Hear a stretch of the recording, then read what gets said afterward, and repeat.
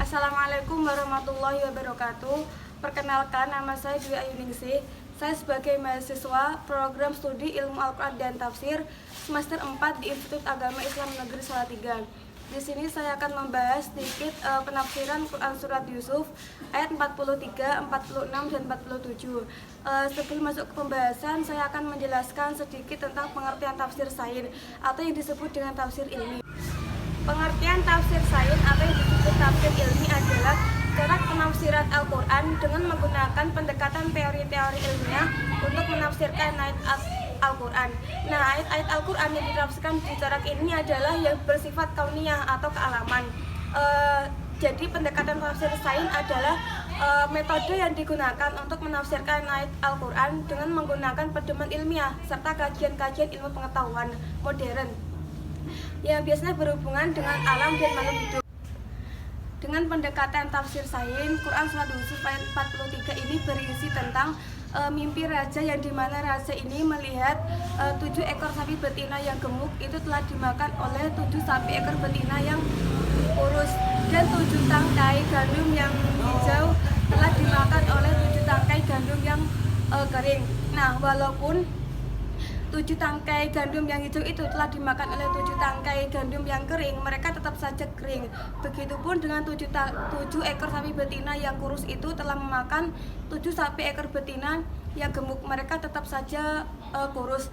Nah, raja takut akan mimpinya tersebut. Kemudian raja mengutus utusannya yang pandai dan ahli ilmu sihir untuk mentakwil sebuah mimpinya tersebut. Kemudian sang utusannya berkata seperti ini, adghasu alam, artinya mimpi itu bercampur aduk dengan lintasan-lintasan pikiran dan khayalan. Artinya mimpi tersebut tidak mempunyai arti dan tujuan yang pasti.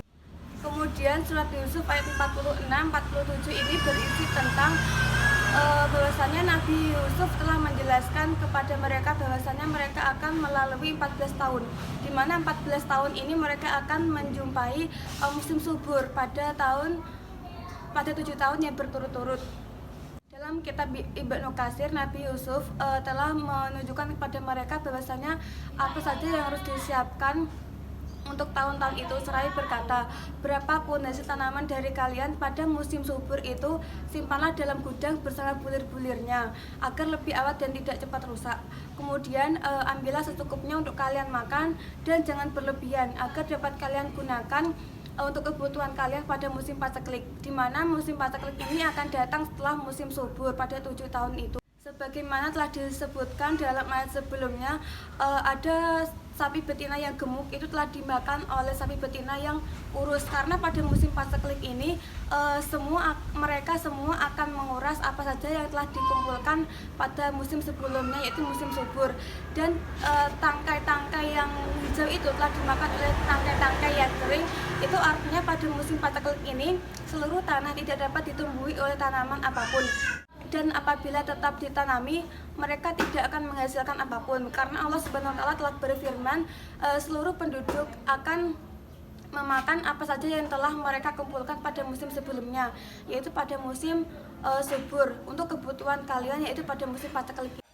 Nah, dari ketiga ayat di atas dapat disimpulkan bahwa takwil Nabi Yusuf tentang sapi betina yang gemuk dan tangkai-tangkai hijau itu menunjukkan bahwasanya pada tahun yang subur atau makmur. Kemudian takwil Nabi Yusuf tentang sapi betina yang kurus dan tangkai-tangkai yang kering itu menunjukkan tahun-tahun paceklik atau musim kering.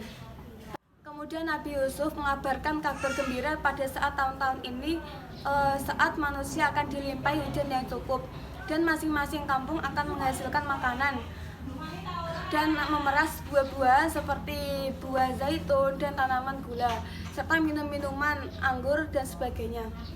Demikian sedikit penjelasan dari saya, kurang lebihnya mohon maaf. Wassalamualaikum warahmatullahi wabarakatuh.